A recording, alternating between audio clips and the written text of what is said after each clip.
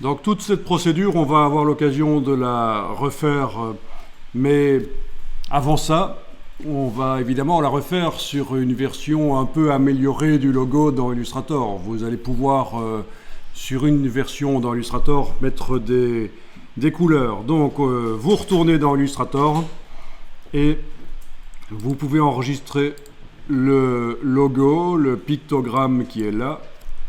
Vous l'enregistrez en changeant le nom. Je vais indiquer moi 05 couleurs.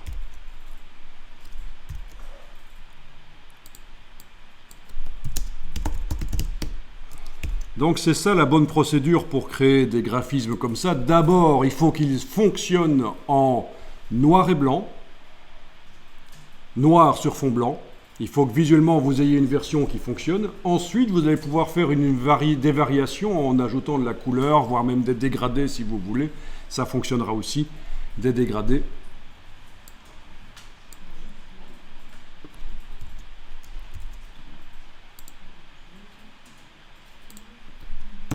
Alors pourquoi est-ce que il faut quand même, quand on fait un graphisme, un logo comme ça, un pictogramme, pourquoi est-ce qu'il faut qu'il fonctionne, que vous ayez une version avec seulement du noir et du blanc? Parce qu'il y a certaines techniques, notamment celle-ci, qui ne peuvent imprimer qu'en une couleur. C'est notamment utilisé pour faire des t-shirts. Les t-shirts, ça peut être fait comme ça, les graphismes qu'il y a sur les t-shirts. Est-ce que vous connaissez, vous avez déjà entendu parler, vous avez déjà vu, vous avez étudié? Mais vous connaissez. C'est donc la sérigraphie. Vous avez un châssis sur lequel il y a la trame, le tissu qui a été bouché à certains endroits pour que l'encre ne passe pas, et à d'autres endroits, l'encre passe. Et il n'y a pas de nuance là-dedans. On ne peut pas faire passer à moitié l'encre. Soit elle passe pas du tout, soit elle passe. Et donc voilà pourquoi une version de votre graphisme en noir et blanc, ça peut être utile, notamment si vous voulez mettre sur un t-shirt.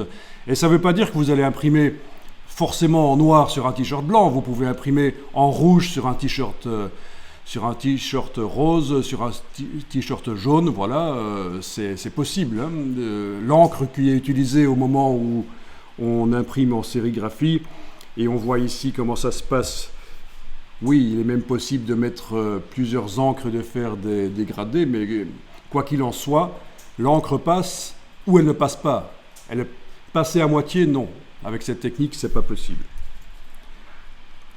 Et il y a d'autres techniques comme ça qui ne sont capables d'imprimer qu'une seule nuance.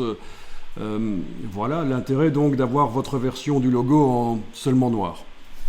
Donc vous connaissiez cette technique de la sérigraphie, vous avez déjà vu.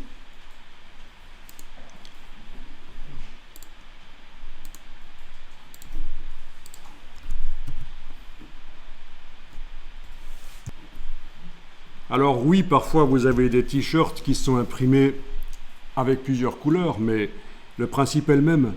Vous avez un espèce d'engin comme ça qui va permettre petit à petit, une couleur à la fois, d'amener la couleur sur le t-shirt. Et je donne l'exemple du t-shirt, mais il y a d'autres supports qui peuvent être sérigraphiés. Vous savez ce que ça veut dire, sérigraphie?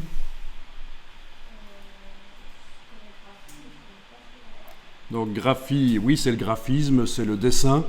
Et série, ça veut dire c'est la soie.